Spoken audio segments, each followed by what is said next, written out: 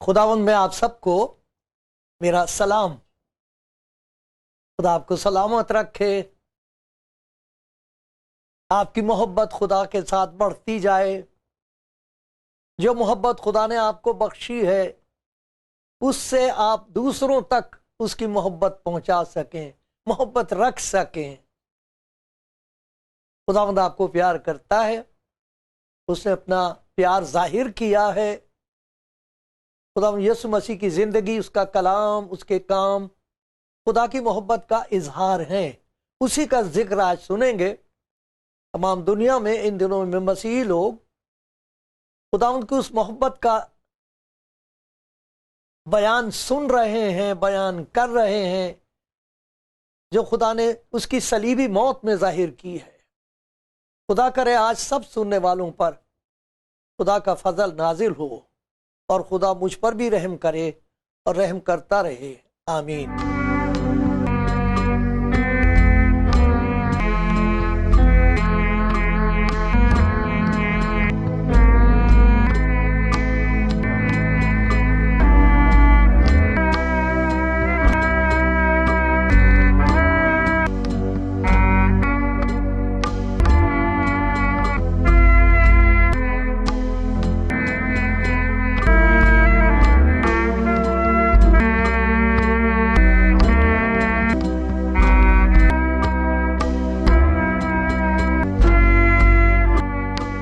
کلام زندگی پروگرام دیکھنے والے بھائیوں بہنوں بزرگوں خداوند کے پیاروں، ان دنوں میں ہم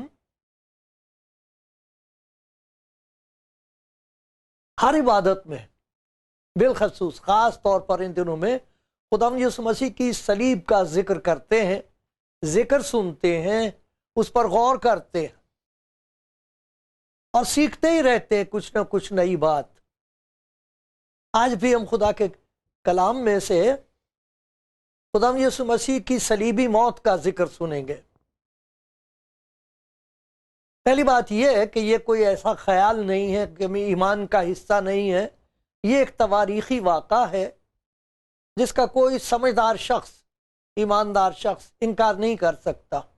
ایک تواریخی حقیقت ہے، یہ بات سچ ہے اور ماننے کے لائق ہے کہ وہ اس دنیا میں آیا، اس نے اپنا مقصد بتا دیا تھا، اس کے بارے میں تمام نبیوں نے پیشن گوئی کی تھی کہ وہ کس طرح معاوضانہ عوض میں بدلے میں گناہ گاروں کے بدلے میں اپنی جان دے گا اور تیسرے دن مردوں میں سے جی اٹھے گا۔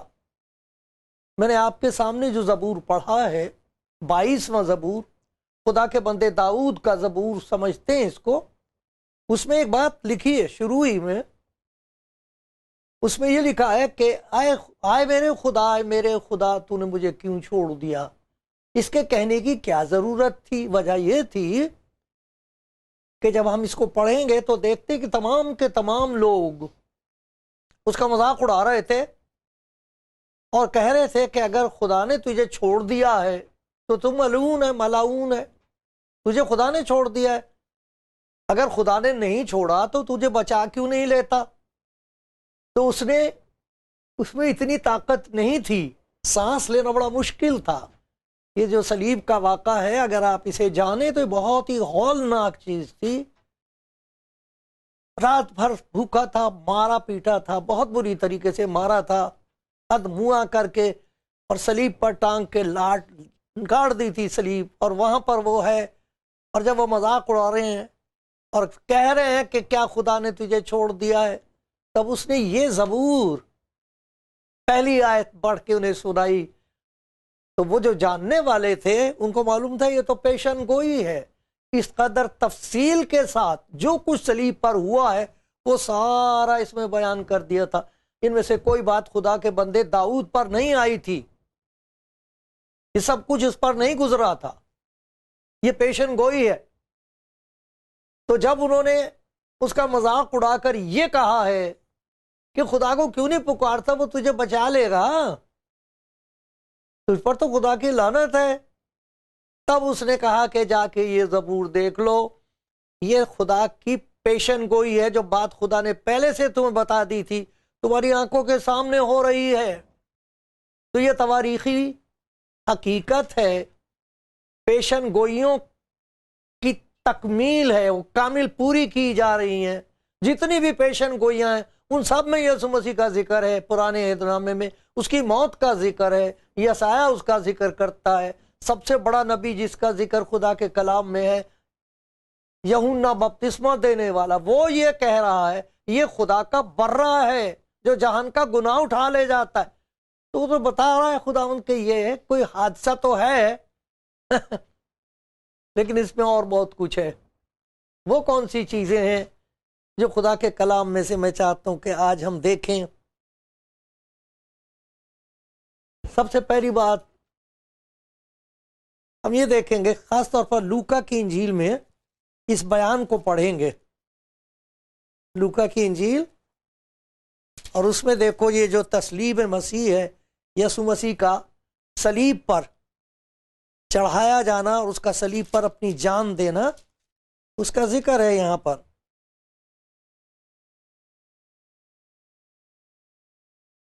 یہاں میں پڑھوں گا 23ویں باب سے، لوکا کی انجیل اس کا 23واں باب ہے،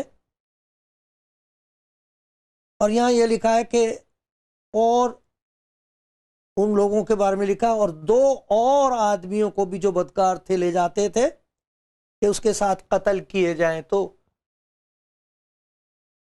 جب وہ اس جگہ پہنچے جسے کھوپڑی کہتے ہیں تو وہاں اسے مصلوب کیا، اور بدکاروں کو بھی ایک کو دہنی اور دوسرے کو بائیں طرف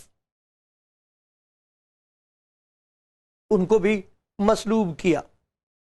یسوع نے کہا اے باپ ان کو معاف کر، کیونکہ یہ نہیں جانتے کہ کیا کرتے ہیں۔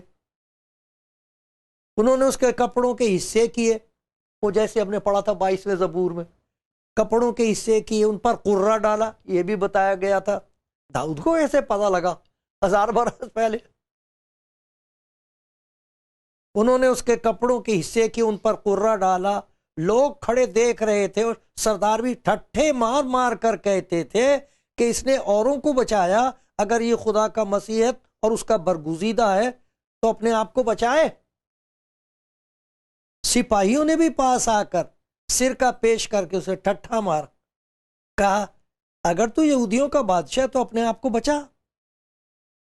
اور ایک نوشتہ بھی اس کے اوپر لگایا گیا تھا، یہ یہودیوں کا بادشاہ ہے۔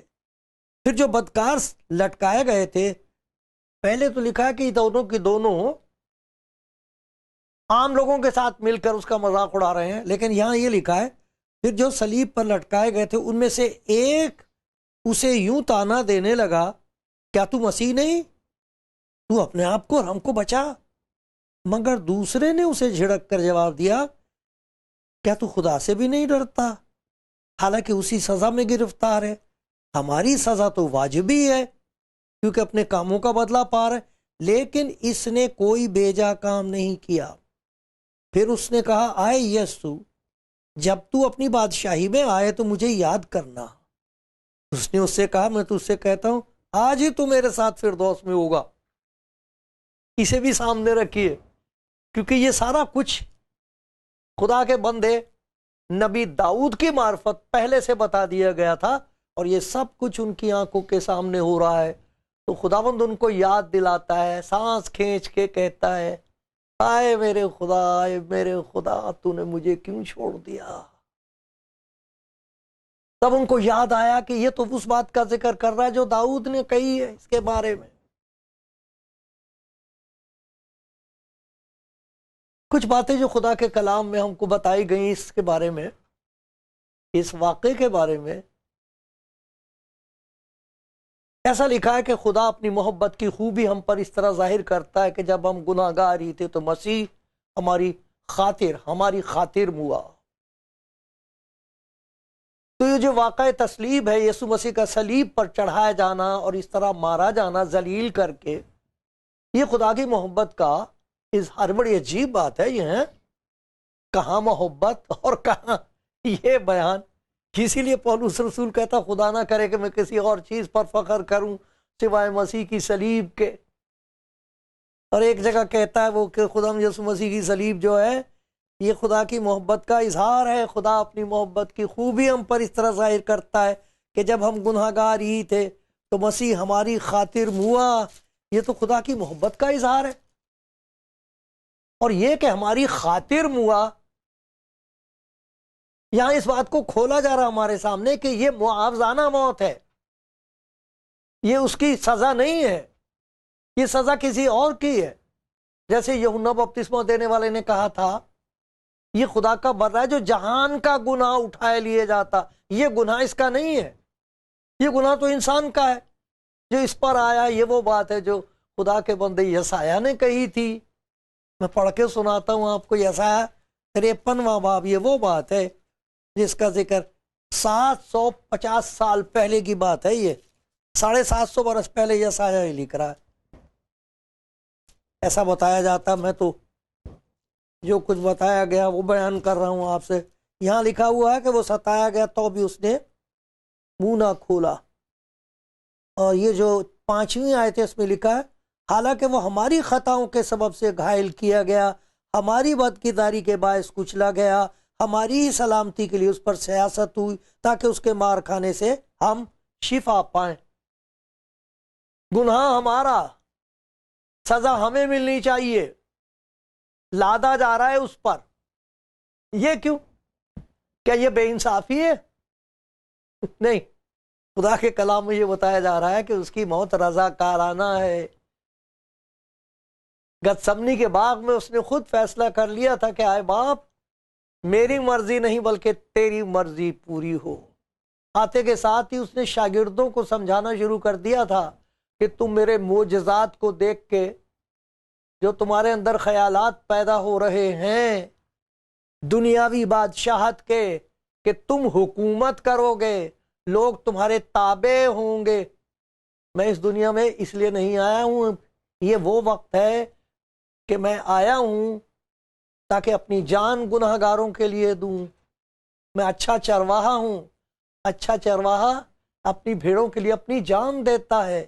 ابن آدم خدمت لینے نہیں آیا بلکہ اس لیے آیا کہ خدمت کرے اور اپنی جان بہتیروں کے لیے فدیے میں دے، قیمت کے طور پر۔ یہ معاوضانہ ہے۔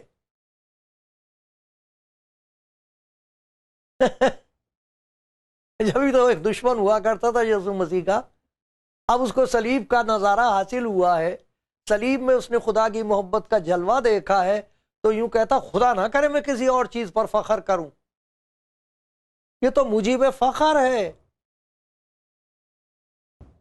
اس کا تو ذکر ہونا چاہیے۔ یہ تو خوشی کی بات ہے، یہ تو ایک خدا کی محبت کا اظہار ہے، یہ معاوضانہ موت ہے۔ اور اس میں اور بہت ساری باتیں ہیں۔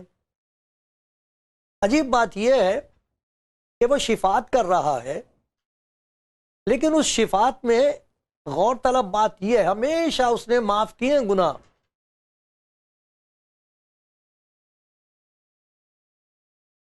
کہہ دیتا تھا تیرے گناہ معاف ہوئے، اور لوگ اعتراض کرتے تھے خدا کے سوا کون گناہ معاف کر سکتا ہے؟ جیسا وہ کہتے تھے اسی کے مطابق وہ کہہ رہا آئے باپ انہیں معاف کر، کیونکہ خدا کے سوا اور کوئی گناہ معاف نہیں کر سکتا۔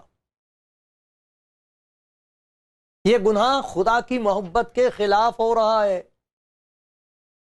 اور یہ ان کا گناہ اپنے ذمے لے کر کہہ رہا ہے آئے باپ اس کی سزا مجھے مل رہی ہے، انہیں معاف کر دے۔ ان کی شفاعت ہو رہی ہے، یہاں خدا کی محبت ہے، یہ معاوضانہ موت ہے، یہاں گناہ گاروں کی شفاعت ہو رہی ہے۔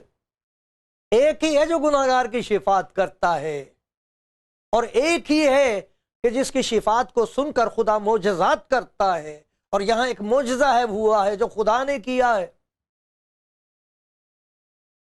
یہاں خدا کی محبت کا ایک زبردست صلیب کا ایک معجزہ ہے۔ یہاں آؤ دیکھتے ہیں وہ کیا معجزہ ہوا ہے۔ ہم نے دیکھا اس میں خدا کی محبت ہے، بے شک اس میں خدا کی عدالت ہے، کیونکہ عدل کا تقاضا یہ ہے کہ گناہ کی سزا دی جائے، اسی لیے وہ سزا لے رہا ہے، اپنے اوپر لے رہا ہے، ہمارے گناہوں کو اپنے اوپر لیے ہوئے صلیب پر چڑھ گیا ہے، یہ اس نے کہا۔ اور یہ کہا ہے یہ کوئی زبردستی نہیں ہے، جرم نہیں ہے، خدا بے انصافی نہیں کر رہا یسوع مسیح کے ساتھ، یہ رضا کارانہ موت ہے۔ اس نے خود کہا ہے باپ سے میری مرضی نہیں بلکہ تیری مرضی پوری ہو۔ بڑی خوشی سے وہ اپنی جان دے رہا گناہ گاروں کے لیے۔ اس نے کہا ہے مجھے اپنی جان دینے کا بھی اختیار ہے، اسے واپس لینے کا بھی اختیار ہے، یہ اختیار مجھے میرے باپ کی طرف سے ملا، میں چاہوں تو کہہ دوں۔ لیکن گناہ گار کا کیا ہوگا؟ پھر سزا ملے گی گناہ گار کو، وہ کہاں جائے گا؟ دیکھا خدا نے گناہ گار سے اس دنیا سے ایسی محبت رکھی ہے کہ جو بیان سے باہر ہے، اور اسی لیے کہا گیا خدا اپنی محبت کی خوبی، کسی اور محبت میں یہ خوبی نہیں ہے جو خدا کی محبت میں۔ خدا اپنی محبت کی خوبی ہم پر اس طرح ظاہر کرتا ہے کہ جب ہم گناہ گار ہی تھے تو خدا عدالت کر رہا ہے، کلام جو جسم میں ظاہر ہوا ہے اس عدل کو لے رہا ہے اپنے اوپر اور ان کی شفاعت کر رہا ہے۔ عدل کا تقاضا پورا ہو گیا، لے لیا میں نے تمام گناہ اپنے اوپر، ان کی شرمندگی، ان کی سزا، ان کا دکھ، تنہائی، اندھیرا، جب جدائی، سب کچھ میں نے اپنے اوپر لے لی ہے۔ اب آئے باپ ان کو معاف کر دے۔ اب شفاعت کر رہا، عدل کا تقاضا پورا ہو گیا، محبت کا تقاضا پورا ہو گیا۔ اب دیکھو اس کی شفاعت کا جواب دیکھو کیا زبردست معجزہ ہوتا ہے۔ میں حیران ہوں یہ دیکھ کر کہ یہ معجزہ صرف صلیب پر نہیں اور ہر روز ہو رہا ہے، یہ اس کی صلیب کا کا معجزہ ہر روز ہو رہا، تمام دنیا میں ہو رہا، اور ہوتا رہے گا جب تک کہ وہ دوبارہ نہ آ جائے۔ کیا معجزہ ہے؟ معجزہ یہ ہے جو خدا کر رہا ہے اس شفاعت کے جواب میں، وہ یہ ہے کہ اس ڈاکو کو کیسے اس بات کا احساس ہوا ہے کہ میں گناہ گار ہوں۔ نہیں مانتا انسان اپنے گناہ کو، اپنی نیکیاں خدا کو دکھاتے ہیں، یہ میں نیکی کر رہا ہوں، اس کے عوض میں مجھے یہ دے، یہ نیکی کر رہا ہوں، یہ دکھ اٹھا رہا ہوں تیرے لیے، میری عبادت، میری خیرات۔ مبارک ہے وہ جسے اس بات کا احساس ہو جائے کہ میں گناہ گار ہوں اور لاچار ہوں۔ تمام نبیوں نے اس بات کا ذکر کیا ہے۔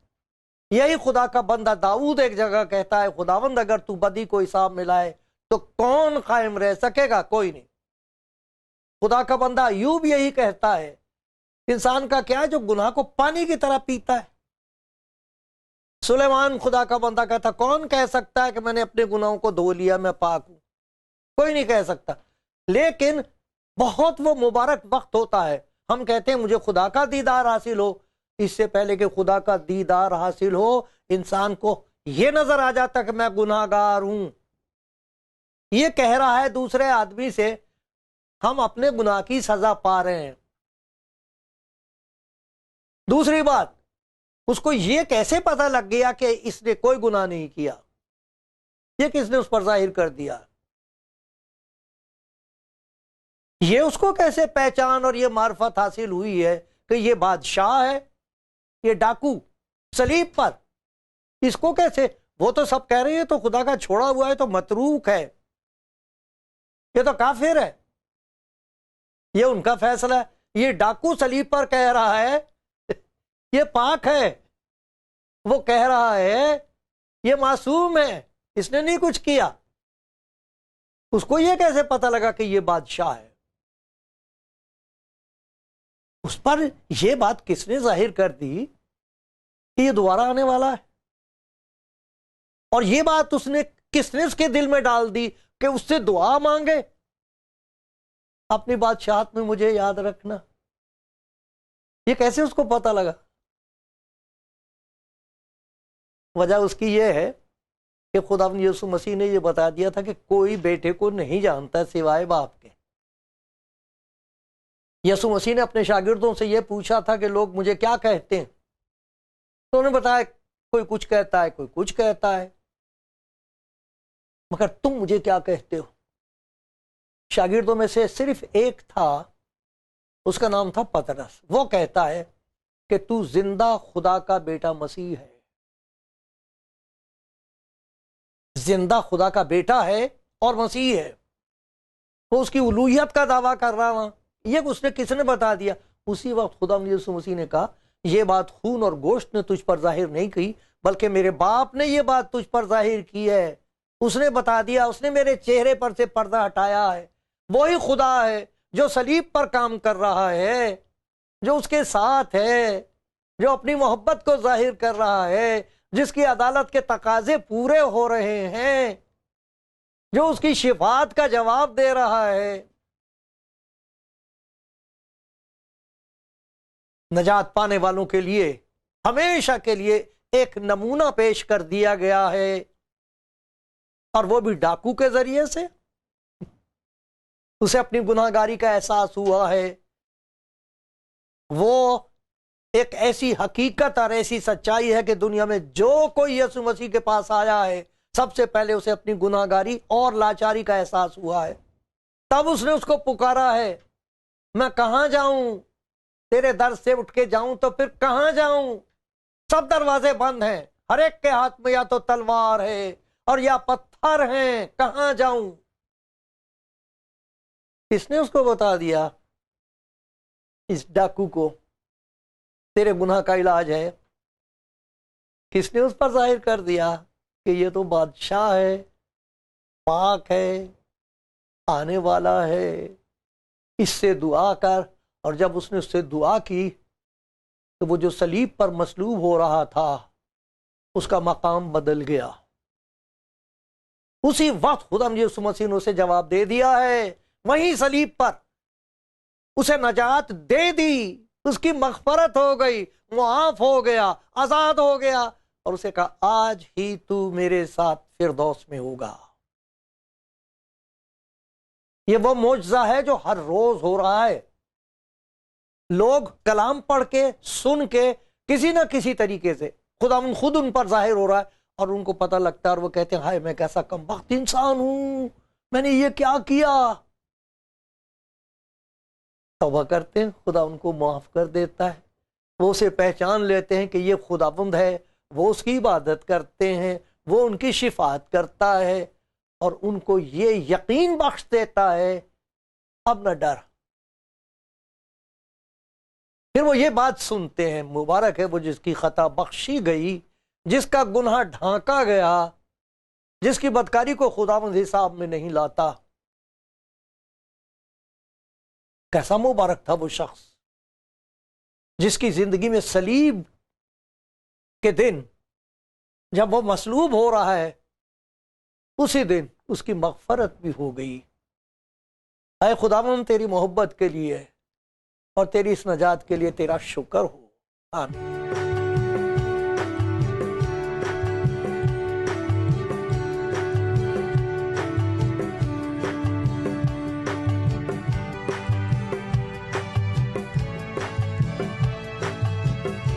خدا ان کے پیارو، آپ کلام زندگی پروگرام دیکھ رہے ہو اور آپ سن رہے ہیں خدا کی محبت کا بیان جو بیان سے باہر ہے۔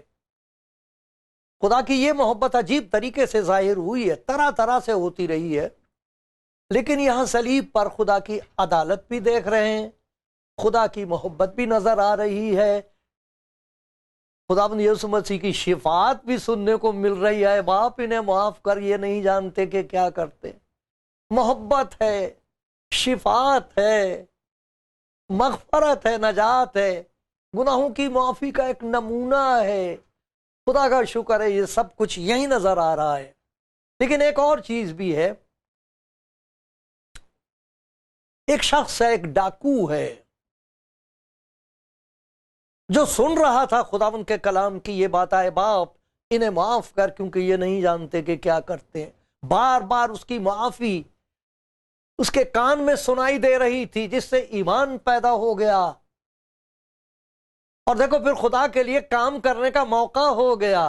خدا نے اس پر ظاہر کر دیا کہ تو گناہ گار ہے، لیکن تیری یہ نجات کا انتظام ہے، اسے قبول کر لے۔ اور اس نے فوراً اسے قبول کر لیا، کہہ دیا میں گناہ گار ہوں، کہہ دیا تو پاک خداوند ہے، کہہ دیا کہ تو بادشاہ ہے، مان لیا کہ تو آنے والا ہے۔ مجھ پر ظاہر ہو گیا ہے کہ اگر کسی سے دعا کی جا سکتی ہے تو وہ تو ہے۔ لیکن زیادہ تر وہاں ایسے لوگ تھے جنہوں نے غفلت کی ہے، بہت ہی خطرناک ہے یہ غفلت۔ یہ سب کچھ خدا کرنا مانگ رہا ہے گناہ گار کے لیے اپنے پیار کی وجہ سے، اور اس کی طرف سے ہم غافل رہے ہیں۔ خدا کے کلام میں لکھا اتنی بڑی نجات سے غافل رہ کر تم کس طرح بچو گے؟ یہ عبرانیوں کا خط ہے، 2 باب۔ جو باتیں ہم نے سنی ان پر اور بھی دل لگا کر غور کرنا چاہیے، تاکہ بہ کر ان سے دور نہ چلے جائیں، کیونکہ جو کلام فرشتوں کی معرفت فرمایا گیا تھا جب وہ قائم رہا اور ہر قصور اور نافرمانی کا ٹھیک ٹھیک بدلہ ملا، تو اتنی بڑی نجات سے غافل رہ کر ہم کیوں کر بچ سکتے ہیں، جس کا بیان پہلے خداوند کے وسیلے ہوا، سننے والوں سے ہمیں پائے ثبوت کو پہنچا۔ ارے اتنی بڑی نجات، اس کی طرف سے غفلت، خدا کی محبت کو ٹھکرانا، نجات کو کہہ دینا مجھے اس کی ضرورت نہیں ہے، اتنی بڑی غفلت۔ خدا کرے ہم ہوش میں آئیں۔ کاش کہ جس نے سنا ہے وہ خدا کے حضور کہے خداوند تیری صلیب کے لیے تیرا شکر ہے، یہ میری نجات کا نشان ہے، یہ میری نجات پر تیری مہر ہے، میں کیوں نہ خداوند یسوع مسیح کی صلیبی موت کے لیے اس کا شکر کروں، کیونکہ وہ میری جگہ مارا گیا، میں بچ گیا، میں بچ گئی۔